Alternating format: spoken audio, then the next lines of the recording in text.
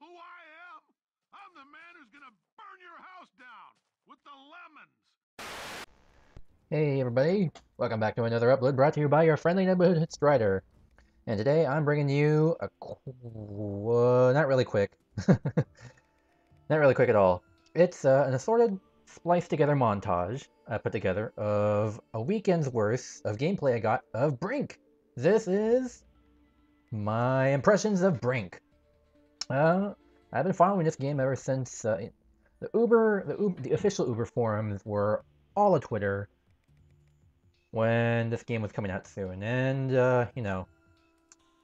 just to give you an example of how much the Uber community was looking forward to this game, when this game launched, there was at least a thread in every sub-forum of the Uber forums.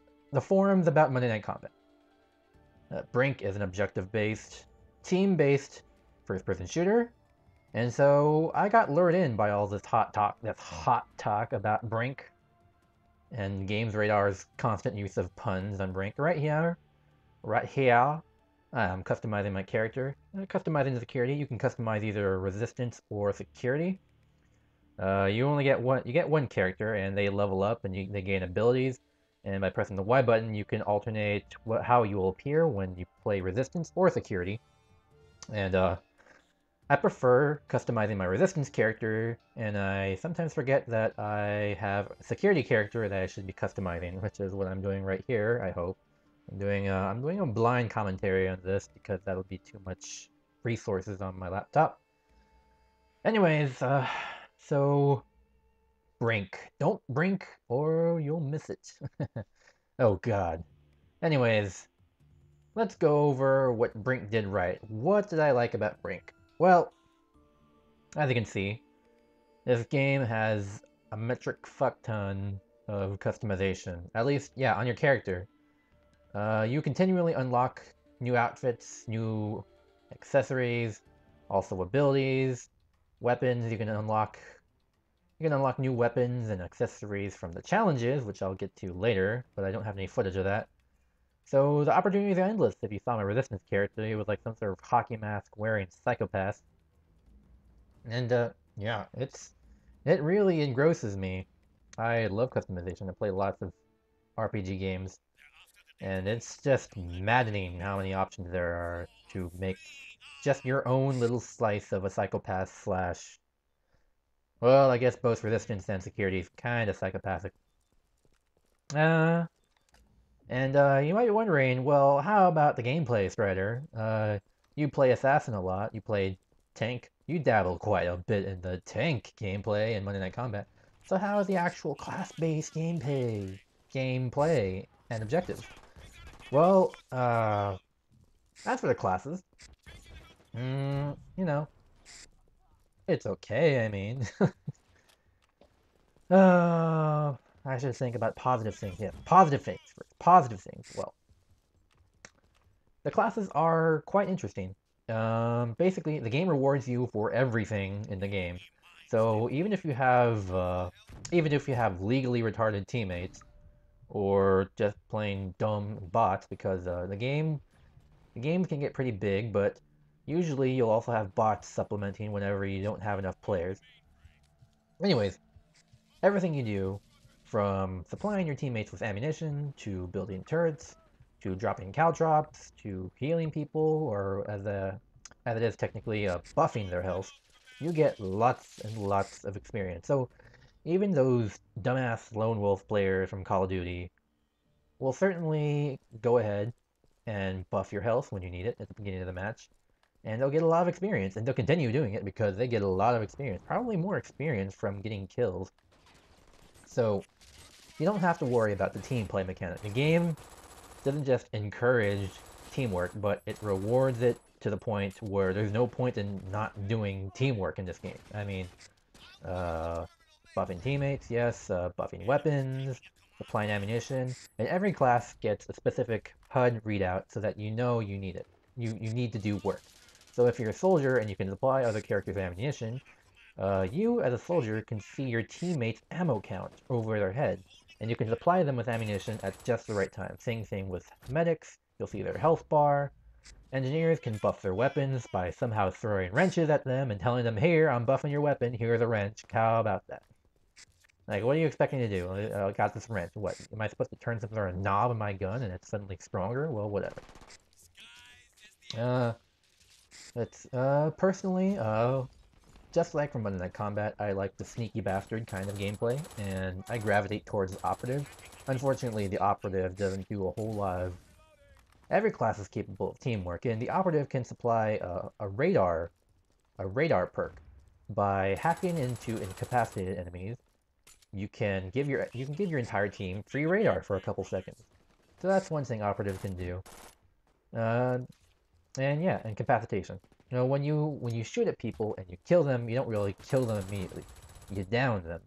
You down them, and they're still technically alive, and they can still be saved by medics, who will drop them revive syringes, those worthless pricks. Why don't you heal me, huh? Why don't you just heal me yourself? Why are you telling me to pick up this syringe and heal myself, huh? Oh, God, lazy ass. I'm just kidding. I'm just kidding. Ugh. So anyways, let's move on to... What else do I like about this game? Well... God, did I run out of nice things to say about this game? I mean, I have quite a bit of things to harp on about this game, and I got 20 minutes to fill. Should I really start with the bad things? What else can I say? Oh, wait, well, I said customization, and I said gameplay mechanics. Oh yeah, the smart system. Well, I'm not gonna say it's the best thing ever. It certainly helps you move across the map much smoother and much more flashy, I guess. I mean, I'm gonna harp on the map design later and how it doesn't make use of the smart system. Spoiler alert. Smart system being the ability to move smoothly across all sorts of terrain simply by running with the on Xbox 360 left bumper and holding the A button to vault over all sorts of random shit like hurdles and railings and boxes, oh my. But yeah, it's kind of hard going back to, kind of hard imagining going back to Call of Duty or Battlefield, and with your blocky movement, running across, I don't know, running across the ground and like, oh, there's a box in my way, I better go around it. Or in Call of Duty's case, like, oh, I better mantle it. Oh, I better go make a sandwich because it's gonna take me forever to mantle this. Well, that's a bit of an exaggeration, but you get my point. It's a little boxy and not really smooth, but all your movement in Brink is really smooth, and somehow everyone knows parkour. Like, I guess before joining security forces, you have to go through a 10-week correspondence course in parkour. But whatever. Whatever keeps the game design balanced, okay? So, these resistance revolutionaries know parkour, and these cops know parkour too. Sweet. I wish my cops knew parkour, because while they were eating donuts, they'd be vaulting all over my park benches and everything, all that sort of shit like that. God, did I already run out of nice things? God damn. I'm sorry. I really did have a lot of fun with this game, but there are a lot of problems to talk about, and I know the developers aren't really keen on hearing the criticism. Like, hey, what's good about our game, guys? Isn't there good stuff about our game? Like, okay, alright. It's fun, alright? But I can't look past these problems, alright? You know what? This game is fun, alright? You know, if you close the video right now, know that I like this game, and I think it's fun. I don't think it's $50 fun. I rented this from Redbox for $2, and I kept it for another night for another $2, but I'm not going to pay $50 for it. I mean, there are only 8 maps. A campaign is not a campaign. I mean, it kind of blurs the line a little bit, but let me get this straight, alright?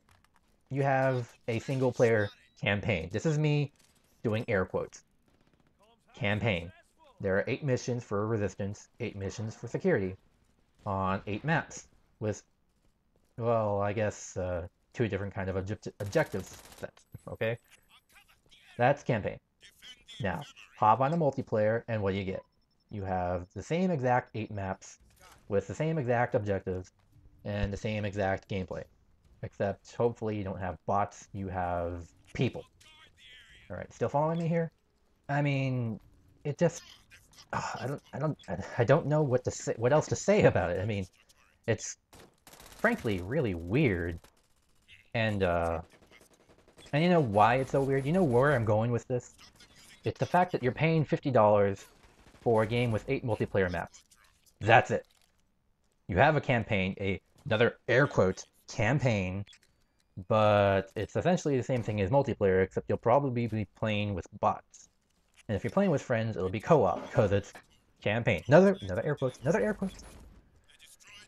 And well, Bethesda promises the first DLC will be free as appreciation for the rocky launch, which I'll get to later. More problems to talk about, more things to harp on. But yeah, I said it before and I'll say it again. I think it's fun, but I don't think it's $50 fun. I play MNC all the time. Yes, there are only 5 maps and maybe a little less customization, but it was only $15. Less than that if you bought it during a sale, alright? Oh god. And speaking of rocky launches, I know I shouldn't be holding this against the game, but oh my god, the lag, the rubber banding, oh my god. Oh god. Yeah, come to think of it, I think I held the game for... No, I had it for 2 nights, and then an afternoon. Yeah. And, those first 2 nights, they were a bitch to play. Every other game I tried to find either either was not really a game, and I just play a game filled with dumbass bots. I mean, not even dumbass, but maybe my bot teammates were passable, but you're playing against bots, so that means these bots have perfect accuracy. Every single bullet they'll shoot out of their gun will hit you. No questions asked. It's maddening. I mean, I know I'll be dealing with insanely good human players, but they're human at least. I can expect them to miss sometimes. But, oh god, the computer just lights me up like a laser bullet. God. Ugh. And I was talking about lag originally. God damn. Okay, the lag. Alright. So, it's not Brink's fault. They didn't plan for this in launch, but still, it has to be talked about. Every other game for the first 2 nights I rented this game, which was not on launch, mind you. It was a good 5 days after launch that it finally came out in Redbox. And every other game was a rubber banding mess of lag. Even when I get into good connections, I have to give the game at least 10 seconds to warm up with the connection. Even with a good connection game, I'd have to wait at spawn for a couple seconds. Like, okay, I'm warming up. All right, get those connections ready, wired up, warmed up. Here I come. Any second now. All right, pretty soon when I push forward, I'll actually move forward instead of moving forward 5 seconds later. Warm up period. They're serious about warm up period. Oh, but you know, like I said, I like the game. On my very last day with the game before deciding to return it to Redbox, I got a lot of good gameplay, and these are basically the footage we have here. The footage I'm uploading here are basically 2 different games spliced up into clips. Not the complete game here, just 2 games I really like. No lag, good gameplay, nice balance. Of course, it wasn't completely filled teams. I think in this game I had 2 human teammates, and I believe the enemy team had 2 human players, I think. But, that was Splash Damage's answer to lag by limiting the players. And they were still in the process of making the patch before the patch wasn't out yet by the time I was playing these games. So, huh. Good job. Alright. Alright, so I talked about, so lag is arguable. And I don't remember what I talked about before lag, but let's move on to map design.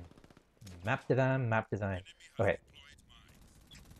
when this game was coming out, they were saying movement is more important than shooting. Every freaking character in this game knows parkour for some reason. Even the fatties know parkour. Even they can at least climb over a box with a Gatling gun and jump over chasms. While the light guys can do wall jumps like the Prince from Prince of Persia. But well, you'll be hard pressed to find lots of chances to use wall jumps in the light class. I mean, granted, if you explore the map and experiment a little bit, you'll find some interesting parkour and smart movement, which, by the way, I think SMART is an acronym. I think it's smooth movement across rough terrain. Yeah, well, that's the acronym for SMART. Even though you have the SMART system, the maps aren't really all that interesting for SMART. 90% of the games I played, I just rushed objective. I sprint to objective and I start shooting. No parkour, no nothing. The most I might do would be falling off a ledge. Ooh, parkour. Hardcore parkour. Hardcore parkour. Or maybe climbing some boxes up to a ledge. Ooh, hardcore parkour. Hardcore parkour. Is that it? Is that really all the parkour I'm gonna do? I mean, granted, I did find some interesting parkour. Especially if you're trying to flank, and I had to flank because I prefer the light body type, and I'm certainly not going to rush headlong into a combat situation with a light body type with an SMG. There are a lot of interesting flanking options if you think about your parkour options, but you have to think really hard in order to use your parkour, and that's not exactly something I look forward to in game design. I think it would be much easier if the parkour was more natural in the map design, you know. More deliberate parkour in the map design. As it stands in the current maps, you have to go out of your way. You have to go out of your way to find parkour. Oh. So yeah, the parkour is not very hardcore. And what else is there? And the gunplay. Oh, this bugged me a lot. The gunplay. Now, granted, this might not be a very viable argument, considering maybe splash damage wanted to really entice the Call of Duty crowd, but still, Call of Duty is not class-based gameplay. It is a first-person shooter with a perk system, and if you're playing Modern Warfare 2, death streaks, martyrdom. This is a class-based game, alright? Soldier, medic, engineer, operative. Or if you want to be a douchebag, spy. In Team Fortress 2, yes, I'm making this correlation. In Team Fortress 2, the engineer would never fight any class head-on without a turret. The engineer is defensive, it relies on his turrets. If it runs into another class, chances are he's gonna back up, bring out a shotgun, and run like a little bit. Heavy will just wade into combat with his minigun fully spun up and just lay waste to everything. And the same thing applies to Monday Night Combat. Classes' abilities dictate how their combat works. Now, in Brink, yes, your class dictates your abilities and how you interact with your team, but it doesn't really change how you interact with the enemy. All of my combat in Brink revolves around I bring up gun and start shooting them. Soldier, start shooting the enemy. Medic, start shooting the enemy. NG, start shooting the enemy, blah blah blah blah. Granted, your combat might change a little bit with the body frame, but the same basic thing still exists, except you change the aggressiveness a little bit. Heavies can just wait in the combat, lights, you better be flanking. The combat doesn't really excite me a whole lot. The gunplay doesn't really excite me a whole lot. So, you know, there's also that. But, at the end of the day, will I play it? You know, I am constantly dreading the time when I decide, well, I might as well upload some Marvel 3 videos. Better get on Marvel 3 and start getting X Factors to high hell. Yeah. I dread playing Marvel 3. Yes, it's fun, but do I enjoy the moments of booting up an online game and just absolutely stressing out until I see what my enemy has picked? Oh god, there's Sentinel, Magneto, and Storm. 10 more years. Oh, good. And I suppose Sentinel's in the last spot, and he'll have X Factor level 3. Enjoyable. Brink? Brink is not bad. Brink, I will have fun. I will gladly turn Brink on if I'm bored and play Brink and say, I'm having fun with Brink. Yeah! Same thing with MNC. Street Fighter 4, yes. Blaze Blue, well, I'm kind of going into Marvel 3 mode but that's because it's hard, alright? Blaze Blue is hard, especially after months of playing Marvel. But I'll still play it, alright? And Brink is the same way. It's fun. But things, things about this game bug me a lot. Does that impede my enjoyment of the game? No, not really. Uh, yes, it took me a while. Those first 2 days were a lot of frustration, gnashing teeth, wailing. But by the last day, by the third day before returning to the game and recording this gameplay, these good gameplays, these fun games, even though I lost in that first game I showed you, it was a lot of fun. That first game I lost. Goddamn, we lost, well, by a fair margin. But it was fun, alright? Bottom line, Brink is fun. Needs a little bit of work, but it's fun. And I'd recommend it. At least to get more people in my party. Well, the video's over. Hope you guys enjoyed it. Hope you guys learned something. Because I know I did.